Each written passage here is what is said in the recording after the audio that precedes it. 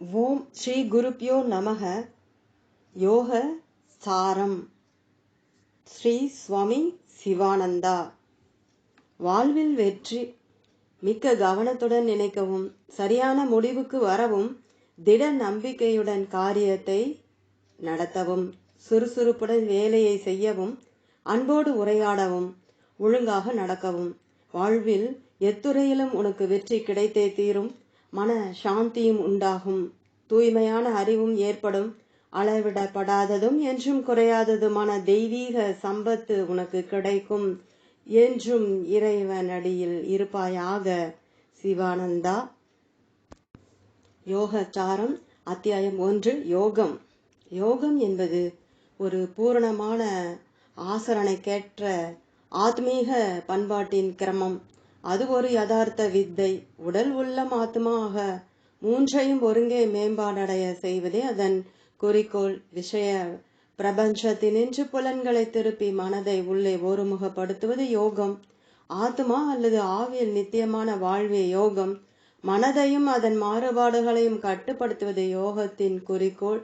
யோக நெறி உன் இருதயத்தை வாயிலாக கொண்ட ஆந்திரீக நெறி.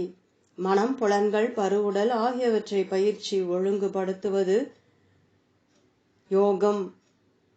உடலின் உள்ளிருக்கும் நுண்ணிய சக்திகளை சமநிலைப்படுத்தவும் கட்டுப்படுத்தவும் யோகம் உதவுகிறது. யோகம் பூரணத்தையும் சாந்தியையும் என்றும் அழியாத ஆனந்தத்தையும் உண்டு பண்ணுகிறது. உனது வியாபாரத்திலும் உன் தினசரி வாழ்க்கையிலும் யோகம் உதவக்கூடும். யோக பயிற்சியினால் நீ எல்லா சமயங்களிலும் மனசாந்தியை அடையக்கூடும். அயர்ந்த தூக்கத்தை அடையக்கூடும். உனக்கு அதிக சக்தி, ஊக்கம், உற்சாகம், நீண்ட ஆயுள், உயர்ந்த ஆரோக்கிய நிலை ஆகியவை உண்டாகக்கூடும். யோகம் மிருக இயல்பை தெய்வீக இயல்பாக மாற்றி உன்னை தெய்வீக மகிமையும் காந்தியுமாகிய சிகரத்துக்கு உயர்த்துகிறது. யோக பயிற்சி உன்னுடைய உணர்ச்சிகளையும் உத்வேகங்களையும் அடக்க உதவுவதோடு மோகங்களை தடுக்கும் சக்தியை அழித்து மனதினின்று கலக்கும் அம்சங்களை நீக்குகிறது. அது உன் மனதை நீ சந்ததமும் சமநிலையில் வைத்துக்கொள்ள உதவுவதோடு அழுப்பை ஆற்றும். அது உனக்கு தெளிவையும் சாந்தியையும் அற்புதமான மன ஒருமையையும் அழிக்கும். அது பகவானுடன் உனக்கு இணக்கத்தை உண்டு பண்ணி அதன் மூலம் வாழ்வின் உன்னத லட்சியத்தை அடைய செய்கிறது. நீ யோகத்தில் வெற்றி பெற விரும்பினால் உலக இன்பங்கள் அனைத்தையும் துறந்து தவத்தையும் பிரம்மச்சரியத்தையும் கை கொள்ள வேண்டும். மனதை திறமையாகவும் பக்குவமாகவும் கட்டுப்படுத்த வேண்டும். அதை அடக்குவதற்கு யுக்தி பூர்வமான அறிவுள்ள முறைகளை கையாள வேண்டும். பலாத்காரத்தை பிரயோகித்தால் அது அதிக கொந்தளிப்பையும் குறும்பையும் அடையும். அது துள்ளி குதித்து தொலைவில் செல்லும். மனதை பலாத்காரத்தால் அடக்க முயல்வது மத யானையை பட்டு நூலினால் கட்ட முயல்வது போலாகும். யோகாபியாசத்துக்கு ஒரு குரு அல்லது ஆசான் அவசியம். யோக நெறி செல்லும் சாதகன் அடக்கமாயும் எளிமையாயும் மிருதுவாயும் மரியாதையாயும் விட்டு கொடுப்பவனாகவும் கருணையும் அன்புள்ளவனாகவும் இருக்க வேண்டும். உனக்கு மனோசக்திகளை பெற விருப்பம் இருந்தால் உனக்கு யோகத்தில் வெற்றி கிட்டாது. 6 மணி நேரம் கால்களை மடக்கி உட்கார்ந்திருப்பது, நாடியையோ இருதய துடிப்புகளையோ நிறுத்துவது, 1 வாரமோ மாதமோ பூமியின் கீழ் புதைந்திருப்பது ஆகியவை யோகமாகா. மமதை, துடுக்கு, செருக்கு, சுகபோகம், பெயர், கீர்த்தி, தன்னை வலிய வற்புறுத்தி கொள்ளும் இயல்பு, பிடிவாதம், உயர்வு மனப்பான்மை, சிற்றின்ப விருப்பங்கள், துஷ்ட சகவாசம், சோம்பல், மீதூன், அதிக வேலை, அதிகமாக கலத்தலும், அதிக பேசுதலும் ஆகியவை யோக மார்க்கத்தில் தடைகளில் சில. உன் குற்றங்களை கூசாமல் ஒப்புக்கொள். இத்தீய பண்புகள் அனைத்தையும் நீ அகற்றினால் உனக்கு சமாதி அல்லது பகவத் ஐக்கியம் தானாக வந்தடையும். யம நியமங்களை அபியாசம் செய். பத்மாசனம் அல்லது சித்தாசனத்தில் சௌகரியமாக உட்காரு. மூச்சை அடக்கு. புலன்களை இழு. எண்ணங்களை அடக்கி ஒருமுகப்படுத்து. தியானம் செய்து அசம்பிரஜாத அல்லது நிர்விகல்ப சமாதியை பரமாத்மாவோடு ஐக்கியம் எய்து. யோக பயிற்சி செய்து சிறந்த யோகியாக மிளிர்வாயாக. நீ நித்யானந்தத்தில் திளைப்பாயாக. கர்மயோக சாரம். கர்மயோகம் மனித சமூகத்துக்கு தன்னலமற்ற தொண்டு செய்வதாகும். உனது கடமை இடைவிடாமல் பணி செய்வதே அன்றி அதற்கு பலனை எதிர்பார்ப்பதல்ல. இது கீதையின் முக்கிய போதனை. நீ அலுவலகத்தில் வேலை செய்யும் போது கூட உன் இஷ்ட மந்திரத்தை மனதுக்குள் ஜெபி. கடவுளே ஆந்திரீக அதிபதி. அவர் உடலையும் உள்ளத்தையும் புலன்களையும் வேலை செய்ய கட்டளையிடுகிறார். பகவானின் கைக்கருவியாகு. உன் வேலைக்கு நன்றி அல்லது பாராட்டுதலை எதிர்பார்க்காமல் வினைகளை உன் கடமையாக செய்து அவற்றையும் அவற்றின் பலனையும் பகவத் அர்ப்பணம் செய். அப்போது கர்ம தலைகளினின்று விடுபடுவாய். மனிதனை கட்டுவது கர்மமன்று, சுயநல நோக்கமே. நான் அந்த மனிதனுக்கு உதவி புரிந்தேன் என்று ஒருபோதும் சொல்லாதே. அந்த மனிதன் எனக்கு தொண்டு புரிவதற்கு வாய்ப்பு அளித்தான். இத்தொண்டு எனக்கு சித்த சுத்தியை உதவியது. நான் அவனுக்கு பெரிதும் நன்றி பாராட்டுகிறேன் என்று உணர்ச்சியும் எண்ணமும் கொள். கந்தையுடுத்த ஏழை ஒருவனை உன் வாசலில் நிற்க கண்டாயானால் அந்த ஏழை உருவத்தில் பகவான் உன் முன் நிற்கிறார் என்று உணர்ச்சியுடன் அவனுக்கு நாராயண பாவத்துடன் சேவை செய். பிறருக்கு தொண்டு புரியும் போது ஒருபோதும் முணுமுணுக்காதே. சேவையில் சந்தோஷம் கொள். சேவை செய்ய சந்தர்ப்பங்களை நோக்கி காத்திரு. ஒரு சந்தர்ப்பத்தை கூட நழுவ விடாதே. வேலை செய்வதே கடவுள் வழிபாடு. கர்மயோகிக்கு இனிய அன்பான சுபாவம் இருத்தல் வேண்டும். அவனுக்கு இரக்கம், இணங்கும் தன்மை, தன்னடக்கம், தர்ம சிந்தை, அன்பு, கருணை ஆகிய இருத்தல் வேண்டும். அவன் மற்றவர்களுடைய முறைகளுடனும் வழக்கங்களுடனும் தன்னை சரி கட்டி கொள்ள வேண்டும்.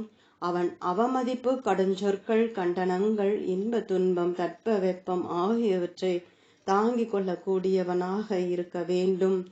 உன்னுடைய ஆற்றலுக்கும் அந்தஸ்துக்கும் தக்கபடி நீ தன்னலமற்ற தொண்டு செய்யலாம். ஒரு வழக்கறிஞன் ஏழைகளுக்காக ஊதியமின்றி வாதிக்க கூடும். வைத்தியன் ஏழைகளுக்கு இலவசமாக வைத்தியம் செய்யலாம். ஒரு உபாத்தியாயர் அல்லது பேராசிரியர் ஏழை குழந்தைகளுக்கு இனமாக கல்வி புகட்டலாம். அவர்களுக்கு படிக்க புத்தகங்களை வழங்கலாம்.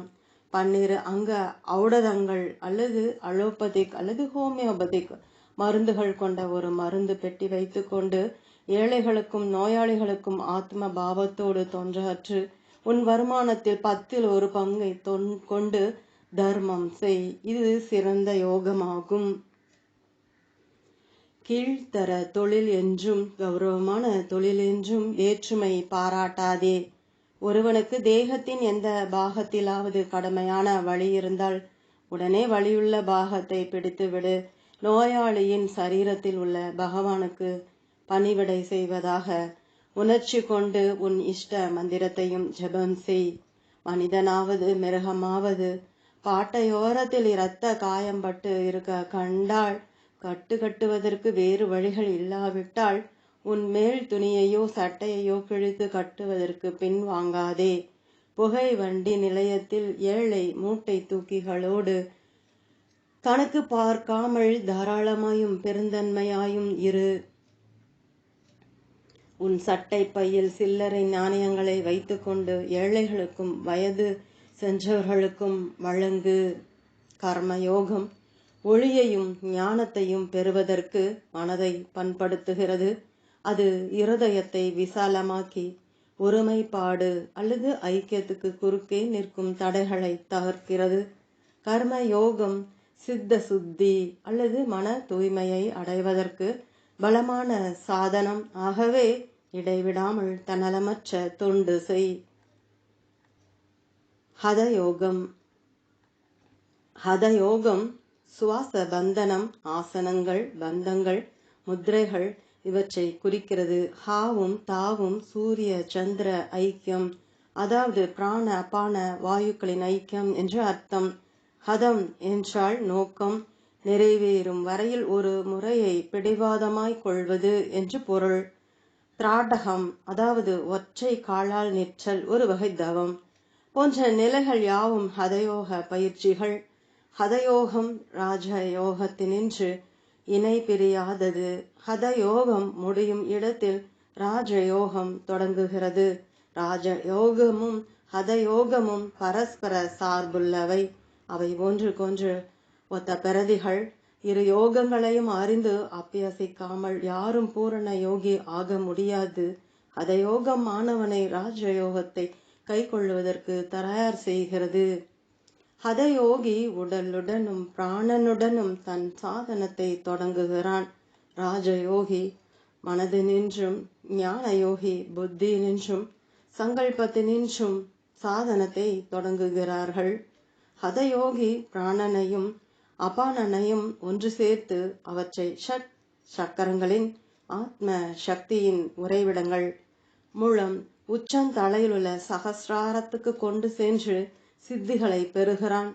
ராஜயோகி தாரணை, தியானம், சமாதி ஆகிய மூன்றையும் ஒரே சமயத்தில் ஒன்று சேர பயின்று, அதாவது சம்யமத்தின் மூலம் சித்திகளை அடைகிறான்.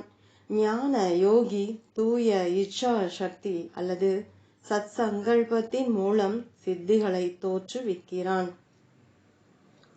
பக்தன் பகவத் சரணாகதியின் பயனாக அருளடைந்து அதன் மூலம் சித்திகளை எய்துகிறான். நேத்தி, தௌத்தி, நௌலி, பஸ்தி, திரதத், கபாலபாதி ஆகிய கிரியைகள் ஹதயோகத்தை சேர்ந்தவை. எல்லோரும் இக்கிரியைகளை பயில வேண்டும் என்பதில்லை.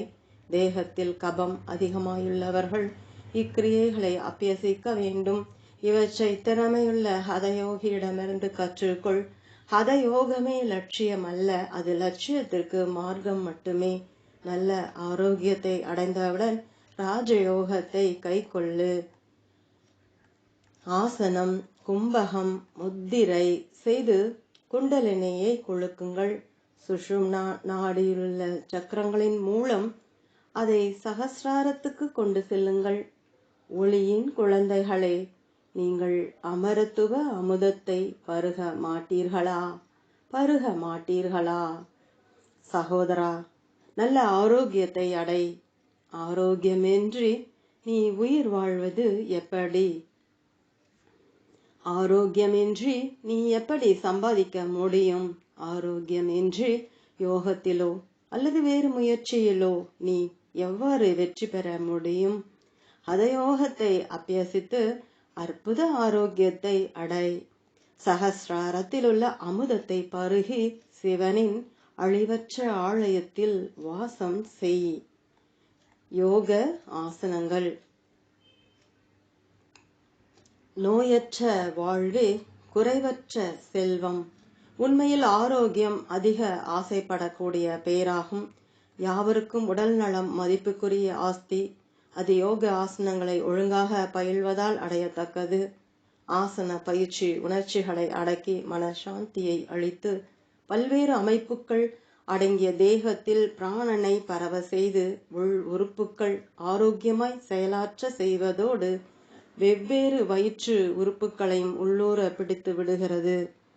உடற்பயிற்சிகள் பிராணனை சக்தியை வெளியே செலுத்துகின்றன.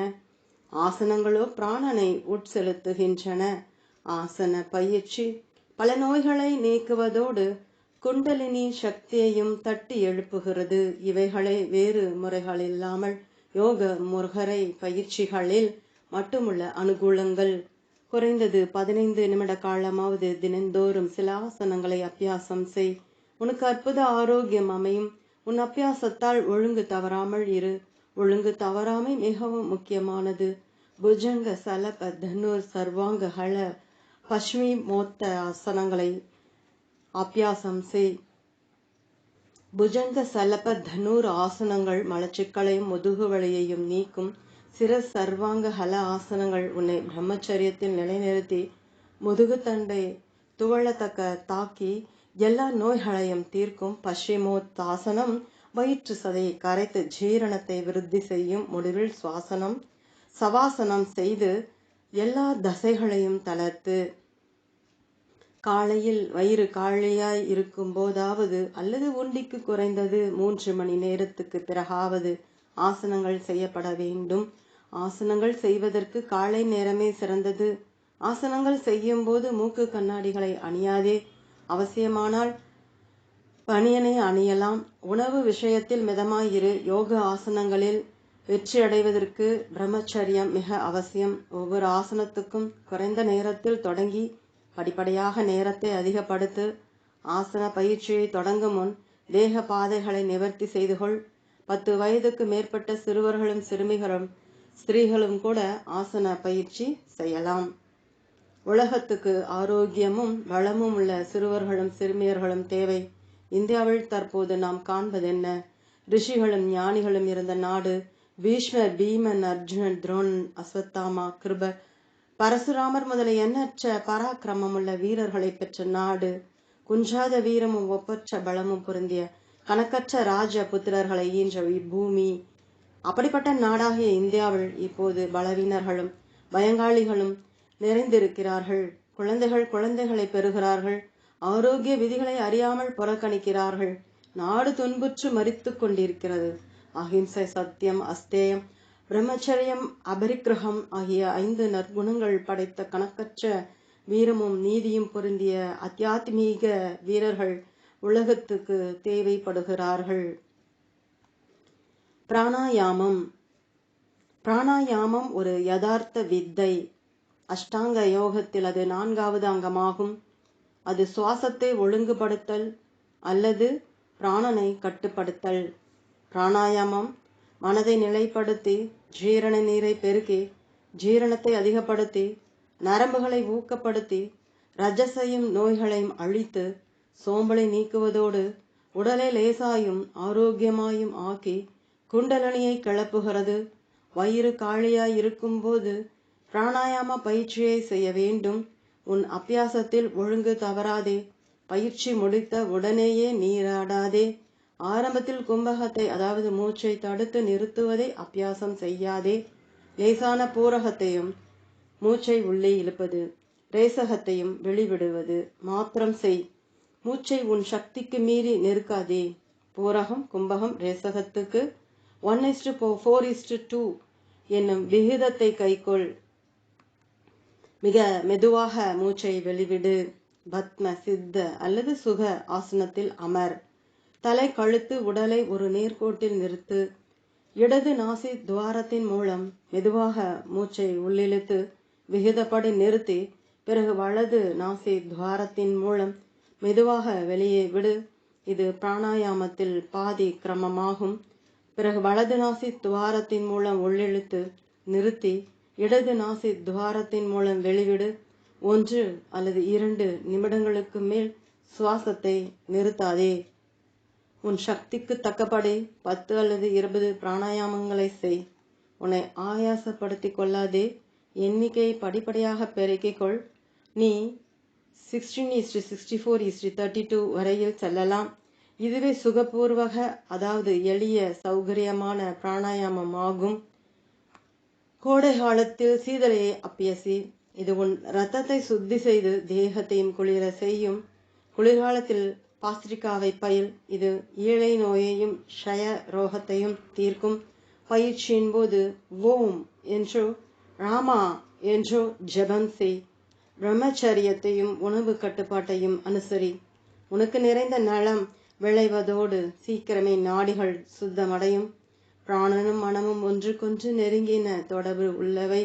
நீ பிராணனை கட்டுப்படுத்தினால் மனதும் கட்டுப்படும். நீ மனதை அடக்கினால் பிராணனும் தானாகவே அடங்கும்.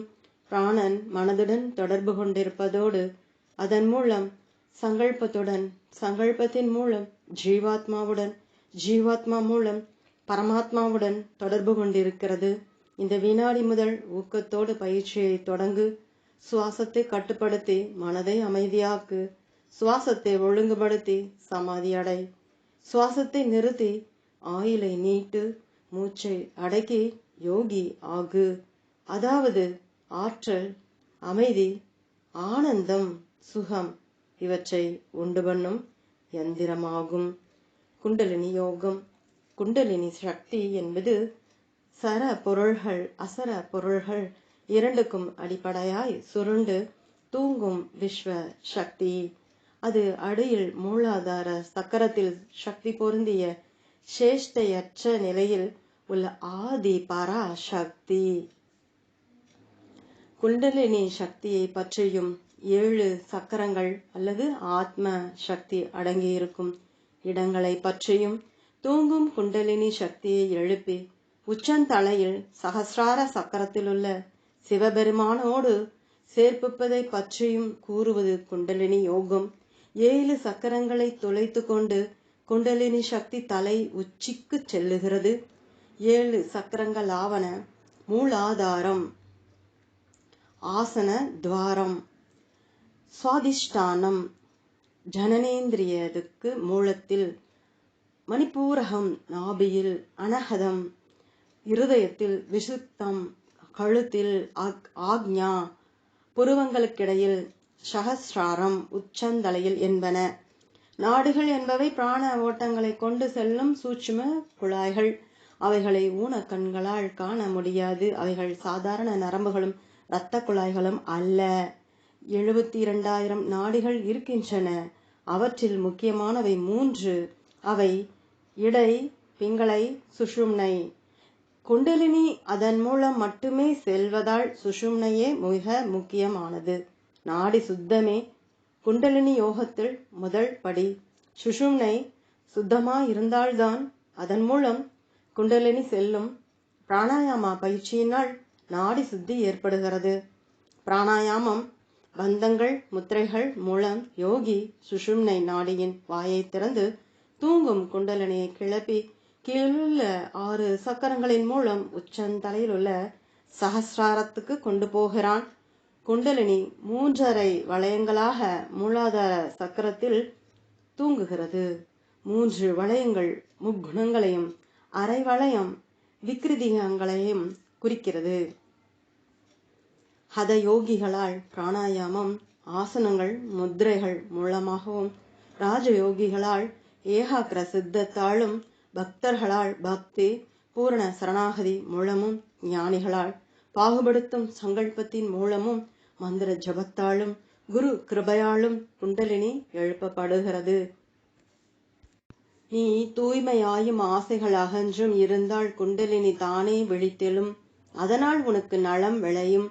உனது இருதயம் அசுத்தமாயிருப்பதோடு உன் உள்ளத்தில் ஆசைகள் பதுங்கியிருக்கும் போது நீ பலாத்காரமாய் முரட்டு முறைகளால் குண்டலினியை கிளப்புவாயானால், நீ ஒரு நிலையினின்று இன்னொன்றுக்கு செல்லும் போது பலவித கவர்ச்சிகள் உனக்கு குறுக்கே வர நீ வீழ்ச்சியடைவாய். இக்கவர்ச்சிகளை தடுப்பதற்கு உனக்கு மனோபலம் இருக்காது. யோக சாஸ்திரங்களில் உறுதியான நம்பிக்கையும், தைரியமும், பக்தியும், அடக்கமும், உதாரண குணமும், கருணையும், தூய்மையும், வைராக்கியமும் உள்ள சாதகன் சுலபமாக குண்டலினியை கிளப்பி சமாதியில் வெற்றியை அடையலாம். அவனுக்கு நல்லொழுக்கமும் தன்னடக்கமும் அமைந்திருத்தல் வேண்டும். இடைவிடாமல் குரு சேவையில் ஈடுபட்டு காமம், குரோதம், மோகம், லோபம், வீண் பெருமை ஆகியவற்றை அகற்ற வேண்டும். குண்டலினி சகசிராரத்திற்கு கொண்டு செல்லப்பட்டு சிவபெருமானுடன் ஒன்றுபடும் போது பூரண சமாதி, அதிக பிரக்னையுள்ள ஆனந்த நிலை ஏற்படுகிறது. யோகி அமரத்துவத்தின் அமுதத்தை அருந்துகிறான். உங்கள் யோகாபியாசங்கள் அனைத்திலும் குண்டலினி தாய் உங்களுக்கு வழிகாட்டுவாளாக. உங்கள் யாவருக்கும் அவளுடைய ஆசிகள் கிடைப்பதாக. ராஜயோகம். ராஜயோகம் ஒரு யதார்த்த வித்தை. எண்ண அலைகள் அல்லது மன மாறுபாடுகள் அனைத்தையும் அடக்குவது அதன் குறிக்கோள். அது மனம், அதன் தூய்மையை அடக்குதல் ஆகியவற்றை விசாரிக்கிறது. ஆகவே அது ராஜயோகம் அல்லது யோகங்கள் அனைத்துக்கும் அரசன் எனப்படுகிறது. அது வேறு விதமாக அஷ்டாங்க யோகம் எனப்படும். அஷ்டாங்க யோகத்தின் 6 அங்கங்களான ஆகியவை யமம் தன்னடக்கம், நியமம் சமய அனுஷ்டானம், ஆசனம் பிராணாயாமம், சுவாச பந்தனம், பிரத்யாகாரம் புலன்களை பிரித்தல், தாரணை ஏகாக்கிர சித்தம், தியானம், சமாதி, அதிபிரக்ஞ நிலை. மனம், வாக்கு, காயத்தால் அஹிம்சை, சத்தியம், ஆஸ்தேயம், கல்லாமை, பிரம்மச்சரியம், அபரிக்கிரகம், பிறருடைமைக்கு ஆசைப்படாமை, இவற்றை அனுசரித்தல். இது யோகத்துக்கு அடிப்படையாகும். சௌசம், உள்ளும் புறமும் தூய்மை, சந்தோஷம், தபஸ், சுவாத்தியாயம், தர்ம சாஸ்திரங்களை ஓதுதலும் மந்திர ஜபமும், ஈஸ்வர பிரணிதானம், பகவானை வழிபட்டு சரணடைதல் ஆகிய 5 விதிகளை கடைபிடிப்பது.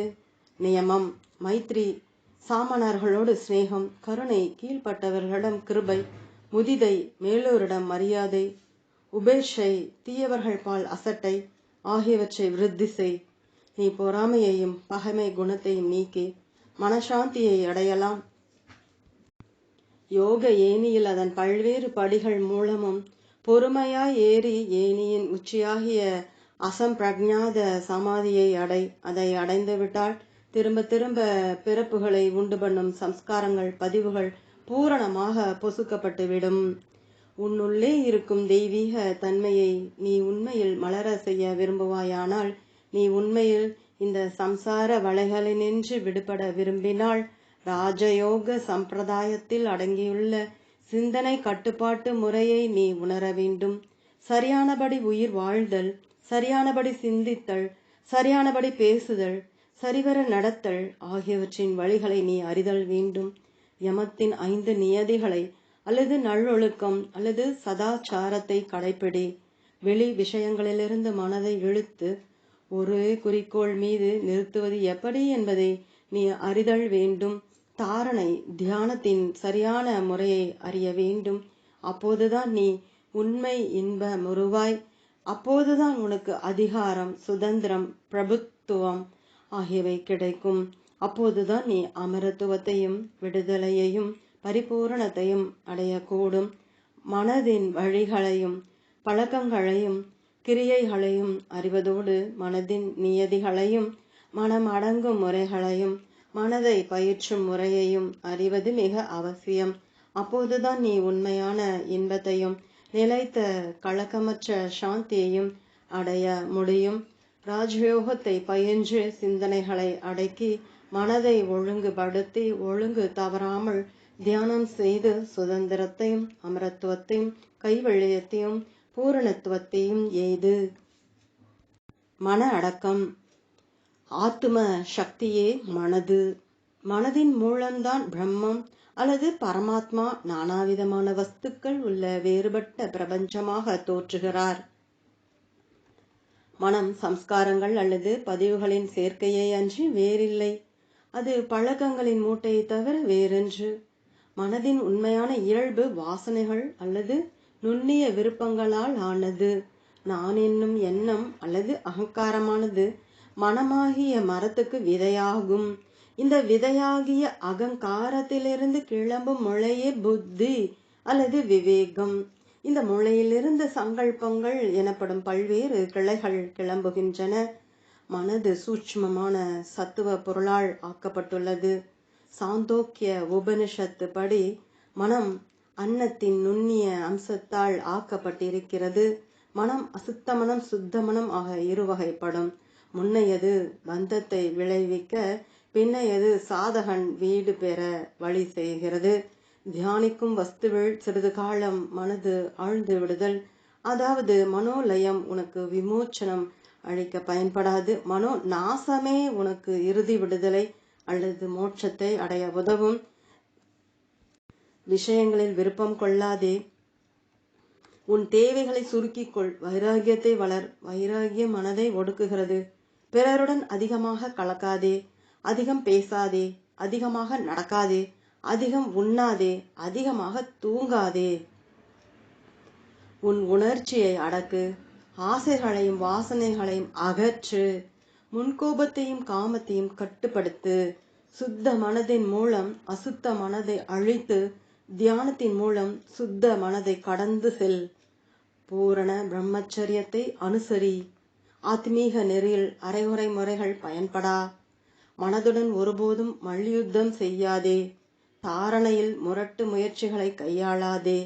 மனது துள்ளி அதிகமாக அழையும் போது அதை அடக்க முரட்டு முயற்சியால் செய்யாமல் அது ஓடியாடி தன் முயற்சிகளில் அள்ளிப்படையும்படி விட்டுவிடு. முதலில் அது வாய்ப்பை பயன்படுத்தி கொண்டு கட்டுப்படாத குரங்கு போன்று குதிக்கும். பிறகு அது படிப்படியாக சாதுவாகி உன் சொற்படி கேட்கும். கெட்ட எண்ணங்கள் உன் மனதில் புகுமானால் உன் சங்கல்ப சக்தியை கொண்டு அவைகளை துரத்த முயலாதே. உன் சக்திதான் நஷ்டமாகும். உன் சங்கல்பம் வீணாகி இழைப்புதான் உண்டாகும். நீ எவ்வளவுக்கு எவ்வளவு முயற்சிகள் செய்கிறாயோ அவளுக்கு அவ்வளவு கெட்ட எண்ணங்கள் இரட்டத்தனை பலத்துடன் திரும்பி வரும். அவை மிக வேகமாகவும் திரும்பி வரும். எண்ணங்கள் அதிக பலமுள்ளவைகளாகவும் ஆகும். அசட்டையா இரு, அமைதியை கைக்கொள். அந்த எண்ணங்களுக்கு மௌன சாட்சியாக ஆகிவிடு. உன்னை அவற்றுடன் ஐக்கியப்படுத்தி கொள்ளாதே. அவை சீக்கிரம் மறையும். அவற்றிற்கு பதிலாக நல்லெண்ணங்களை கைக்கொள். பகவானை பிரார்த்தித்து அவன் நாமம் பாடு. உன்னுடைய தியானத்தில் ஒரு நாளை கூட நழுவ விடாதே. ஒழுங்கு மிக முக்கியமானது. மனம் களைத்திருக்கும் போது ஒருமுகப்படுத்தாதே. சிறிது ஓய்வு கொடு. இரவில் கனமாக சாப்பிடாதே. இது உன் காலை தியானத்தை கெடுக்கும். ஜபம், கீர்த்தனம், பிராணாயாமம், சத்சங்கம், ஞானிகள் கூட்டுறவு, சமம், மனசாந்தி, தமம், தன்னடக்கம், யமம், நல்லொழுக்கம், சாத்வீக அதாவது தூய்மையான உணவு, அறநூல்களை படித்தல், தியானம், விசாரம் அல்லது ஆத்ம விசாரணை இவை யாவும் உன் மனதை அடக்கி நித்தியானந்தத்தையும் அமரத்துவத்தையும் அடைய உதவி செய்யும். நாதயோகம். பத்மாசனம், சித்தாசனம் அல்லது சுகாசனத்தில் அமர். காதுகளை கட்டை விரல்களால் மூடு. இது ஷண்முகி முத்திரை அல்லது வைஷ்ணவி முத்திரை. அனகத ஒளிகளின் இசையை கேள். உனக்கு அற்புதமான ஏகாக்கிரம் ஏற்படும். சுவாசத்துடன் சோகம் அஜப ஜபம் ஜபத்தை அல்லது எந்த மந்திரத்தையாவது ஜபம் செய். பிராணாயாமத்தை 1 அல்லது 2 மாதங்கள் அபியாசம் செய். நீ 10 ஒளிகளை தெளிவாய் கேட்டு ஆத்ம சங்கீதத்தை அனுபவி. நீ கேட்கும் ஒளி வெளி ஓசைகள் எதுவும் உனக்கு கேட்காமல் செய்யும். உலக எண்ணங்கள் அனைத்தையும் அகற்று. உன் உத்வேகத்தை அடக்கு. எல்லா விஷயங்களிலும் உதாசீனமாக இடு. யமம் அல்லது சதாச்சாரத்தை கடைபிடி. மனதை நாசம் செய்யும் ஒளி மீது உன் கவனத்தை ஒருமுகப்படுத்து. அந்த ஒளி இந்திரிய விஷயங்களாகிய பூங்காவில் அலையும் மனதாகிய யானையை அடக்கும் கூர்மையான அங்குசமாகிறது. அது சித்தமாகிய மானை சிக்க வைக்கும் மலை போலாகிறது. தேனை குடிக்கும் தேனி வாசனையை கவனிக்காதது போல ஒளியில் ஆழ்ந்த மனது இந்திரிய விஷயங்களில் இச்சை கொள்வதில்லை.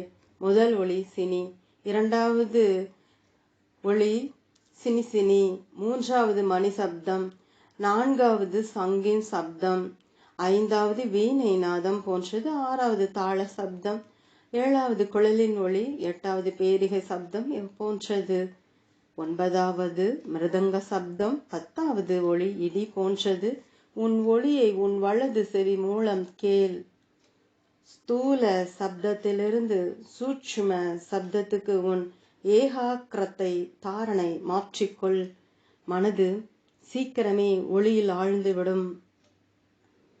7வது நிலையில் நீ மறைந்த பொருள்களை அறியக்கூடும்.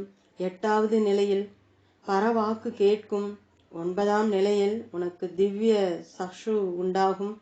10வது நிலையில் நீ பரபிரம்மத்தை அடைவாய். ஒளி மனதை சிக்க செய்கிறது. பாலும் நீரும் போல் மனது ஒளியோடு ஒன்றாகி விடுகிறது.